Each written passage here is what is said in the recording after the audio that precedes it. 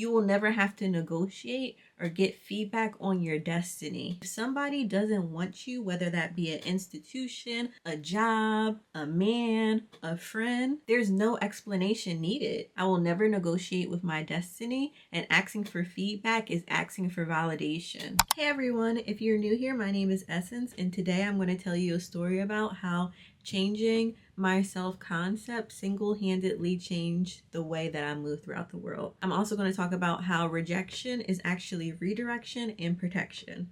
Before we get into it, if you're not already, please subscribe down below and click the notification bell so you can be notified every time I upload. I'm really trying to make a community of women and mothers to uplift each other. So if any point of this video really resonates with you, comment down below and let me know. One thing that I noticed within myself, and I know this affects a lot of other women as well and humans in general, is questioning the universe redirection. So by questioning decisions made by factors that I was not privy to, I'm letting the universe know that my self-concept is unstable. I saw this video by this girl and it really resonated with me, and essentially she said that reality bends to the strongest self-concept in the room. And that really resonated with me because I was like, there was so many instances and times in my life where my self-concept was influenced and swayed by the people around me. Whether that was working in corporate and feeling like I didn't belong, or experiencing microaggressions throughout my career. And as I grew, I started to learn that the majority of the external did not matter. It did not matter what I thought that other people was thinking about me.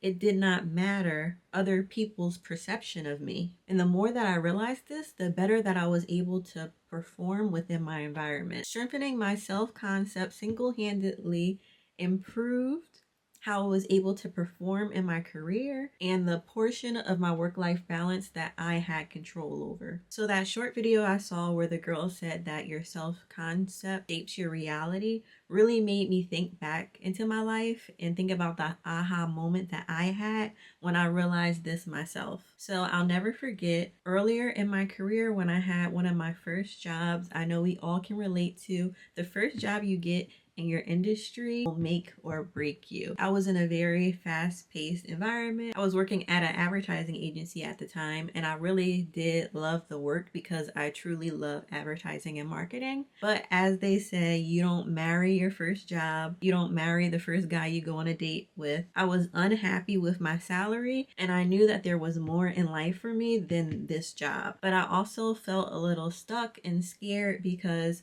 this was my first advertising job out of college. I knew that I had a greater earning potential. So I started to interview different places, and I remember one of my friends from grad school used to intern at QVC, which wasn't far from my grad school campus. So she told me that they had a really cool in-house media team, and I felt like it was the perfect fit for me because it wasn't far from my graduate school. It was within my industry. It was a trusted company that I grew up watching. My grandparents loved buying off of QVC. I was like, I have to get the job here. So I went throughout the long interview process. I had live interviews. I had the recruiter call. I met with 3 different people on the team. They were all really nice. I felt good about the interviews after they were over, but I did feel a certain anxiety within myself. It was almost a desperation to be liked by these people that I didn't even know. So I remember being so nervous before the interviews. I studied so much about QVC, their culture. I always do that when I interview with the company, and I created a script in my head of how the interviews was going to go. So the first interview that wasn't the recruiting call, it was the first official interview with someone on the team. I was extremely nervous, and the interviewer started going off of the script of questions that I thought she was going to ask me. I thought she was going to ask behavioral questions, but they asked really lengthy, technical, mixed with behavioral questions. It wasn't simply tell me about a time questions, what I was prepared for. It was these really weird, super long questions that had 3 questions within them that was a mix of behavioral and technical questions. So she went off script and I got nervous and I started answering the questions, and as I answered the questions, things started to flow. But I remember thinking I was not as confident after that interview ended, but I was proud that I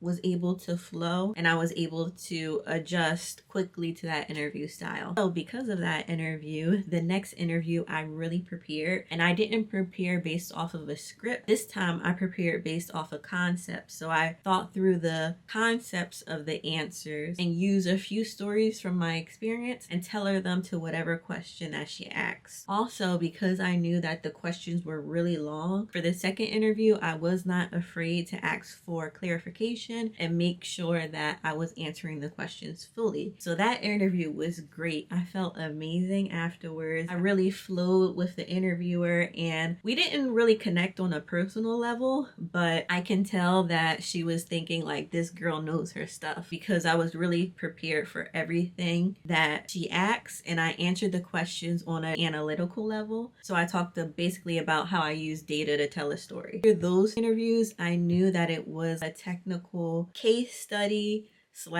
presentation part of the interview, and I was really excited for this part because I knew that if I got to this part, I was so confident that I would get the job, because it was a presentation, so I could prepare and I could gauge the kind of questions that they were going to ask me at the end of my presentation, because it was going to all be based off of my presentation and the deck that I personally created. So they sent me a data set of campaign data, and I'm sorry if this is getting too technical for you if you're not in the advertising industry. I really believe that this concept can apply to anyone in any stage of their life. I'm using this to convey just how important your self-concept is when dealing with rejection. So I spent so much time on this presentation. I analyzed the data, I put it together in a deck. I made the deck in 3 different ways. I picked the one that I felt was best for what they were looking for described in the job description. I had 3 different friends read over the presentation. 2 other friends were in my industry. One of the friends who reviewed it was in my industry. One of the other friends who reviewed it is a data analyst. She's not in my industry, but she does analyze data. So I had her gut check my pivot tables and everything to make sure everything was correct. And then the third person was somebody that I went to grad school with, and she's very professional. I think she's in director level. So I got her perspective as well. The day came, I presented my interview.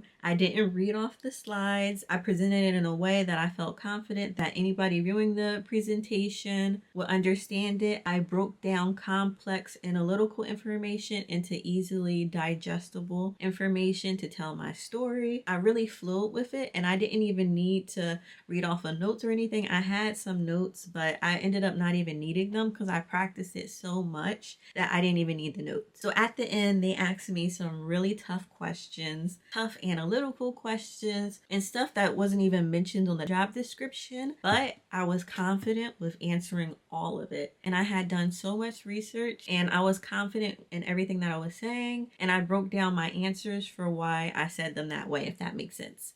So I was so confident in this interview that afterwards I called my sister and I was like, it's done. I'm finally done with this long process. The process was a month long. And I was like to my sister, oh my God, I think I did so good. We need to go celebrate. And it's funny because in that moment with my sister, I also said, even if I don't get it, I'm proud of myself because I put myself out there and I delivered something that I worked hard on and that I truly was proud of. I didn't BS it. I didn't half step it. I put all of my energy and effort and grit into this, and I was so proud of myself for just being able to do that. So literally I told my sister, whatever happens, I'm happy because I'm confident in what I just did. So the next day I got an email and it said, thank you so much for your time, but we decided to move forward with another candidate. And it was a very short email and I was so surprised. And it just felt weird because we went through this whole long process. So I thought they would send a longer email than that. So that night I struggled with that disappointment and I felt like something wasn't right, but I just sat with it. And the next morning I got an email from the recruiter that was sent to me by mistake and to call her. So basically she called me and she said, Essence, you're still within the running for the position. They're still finalizing their decision and they haven't come to the decision yet. But that email that you were sent that you were rejected was for another job you applied for in Florida, which is a whole nother story. Basically, when I applied for this job, I applied for the same position in the Florida office by accident, and then I applied for the real position near my grad school as well. So that rejection was for the Florida job. It wasn't for the job that I was interviewing with the team in Pennsylvania. I remember I told my mom, and she's like, wow, what if you would have done something drastic because you were so emotional about it? And then my dad was like, oh, what if she decided to start her own business because she was rejected? It could have went either way. When a person gets disappointment, they can go in a very dark place, or they can go into a really reactive and resilient place. And my parents was just talking about how crazy that was and how it could have had an effect on me either way. So because all of that happened, I really thought this job was in the bag. I really thought I had it, because she had to call me and tell me that I was still in the running, and I waited. And I still have a whiteboard at my new house in my office where I write down plans and quotes and stuff like that. So I had a very small sheet one from Five Below in my bedroom because I was living at my parents' house at the time, and on there I wrote, I'm going to get the job at QVC for this salary. And I really thought I had it in the bag, because the recruiter called me and said I was still up in the running. And days went by, and every day I had this pit of nervousness in my stomach, waiting to see when I was going to hear back. And at first I was so confident, but as the days of the week went by, I was thinking, oh my God, maybe I don't have it in the bag. So you will not believe, I got a long email from the recruiter I was working with throughout this whole process, and she said, and actually I had to follow up first. I had to write her, and I was like, hey, any updates on the position, and has the team decided to move forward with a candidate yet? And then she ended up emailing me back this long email, and she said, I'm so sorry, thank you so much for your time, but they've decided to move forward with a different candidate. I need to take a sip because this is making me hot all over again. Hot as in emotional. She said, thank you so much for your time. Unfortunately, the team has decided to move forward with another candidate. And my heart sunk. And within the email, she said, let me know if you want to hop on a call and if you would like feedback. This was really a pivotal moment for me, because during this season of life, I was really building up my confidence and my self-concept, and really trusting God and the universe that what's meant for me will be for me, as long as I hold up my end of the deal and I try as best as I can. And there's this quote from Kerry Washington, who I love so much. My favorite show in the whole wide world is Scandal. I'm rewatching it right now during my postpartum period. I always rewatch it when I want to be motivated, but basically she said that if you want to catch the bus, you pray so hard to God, please let me catch the bus. But you pray to catch the bus as you're running towards the bus. You don't just pray to catch the bus while you're standing there. No, you have to hold up your part of the deal. You have to work towards it, and also pray to God that you can get it. I hope I'm not butchering that. This was a pivotal moment for me to practice the concepts that I was thinking through in my head throughout life, throughout that season, throughout that interview process. I was telling myself, it doesn't matter the outcome. What's for me will be for me, and I cannot question that. And this is really important to point out too. A lot of people think they've healed from something, but really they just haven't been triggered. When you're not triggered, it's easy for you to be confident, and it's easy to say, oh, I would never. I don't understand how people are so desperate. I'm never stressed about interviewing. I do great at interviewing. I'm never stressed about going on a first date. I don't worry about rejection. It makes me think of when women go through breakups, and they'll be broken up from a guy that they were dating for years, and a year will go by and they're like, oh my God, I'm so healed because it's been a year since I've been with him. But no, it doesn't matter how long has passed since you went through a trauma. You don't know if you've healed until you've been triggered. So you don't know if you heal until you start dating again. So in this moment, I was triggered. I read the email thoroughly, and I told myself, Essence, you're going to have a day or a weekend to feel sad and go through the motions of grief, to process that, because I do think that's important. It's important to cry. It's important to let it out. It's important to talk through it, or call your best friend and run down the situation that happened 4 or 5 times, as much as you need to give it out. There's nothing wrong with being emotional, and as women, our emotionalness is what gives us our power. So I knew I was triggered. I gave myself some time time to process it. And although the next day I did not feel better about the situation, I was still extremely sad. The next day I made a decision, and the decision that I made was that I was not going to respond to that email and say, yes, can I have feedback? And this brings it back to what I said in the beginning of this video. By questioning decisions made by factors that I was not privy to, I'm letting the universe know that my self-concept is unstable. You will never have to negotiate or get feedback on your destiny. I knew in my heart that I did what I needed to do on my end. I tried my best. I didn't take shortcut. I asked for help from the smartest people around me that I trusted the most, specifically my friends who I practiced my presentation with. They know me deeper than the surface level of the people who interviewed me. So those are the only people who can truly give me feedback on my performance. So when I got that email rejecting me and asking me for feedback, I made the decision that I didn't need the feedback. If somebody doesn't want you, whether that be an institution, a job, a man,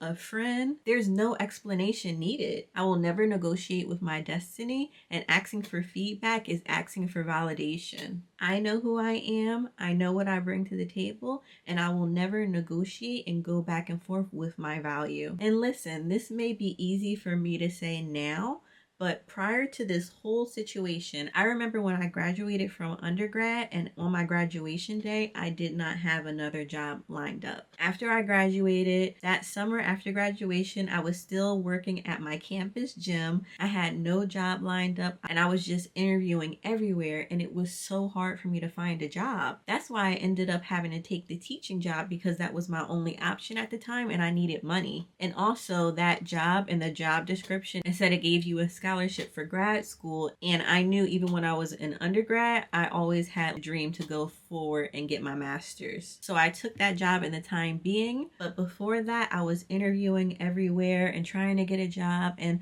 for some reason I couldn't get it, and I just felt like desperation inside of myself. And I remember I would ask for feedback from interviews after I would have them, because I really wanted to understand what was going wrong. So you can see the change and shift in myself and my self-concept from undergrad asking these institutions for feedback, and then someone offering me feedback and me not taking it. And of course, she sent me a long email and she said, we can hop on a call and talk about it. I could provide feedback if you want it. I gave her a very nice response back. I said, thank you for your time. I said, please tell all the interviewers, thank you for my time. And I just didn't mention the feedback because I didn't need it. I felt like the universe was testing me with how strong my self-concept really was. And the funny part about this story is I ended up getting a way better job at Amazon, arguably the top tech company in the world, as a creative and campaign manager, even more aligned with my goals and aspirations.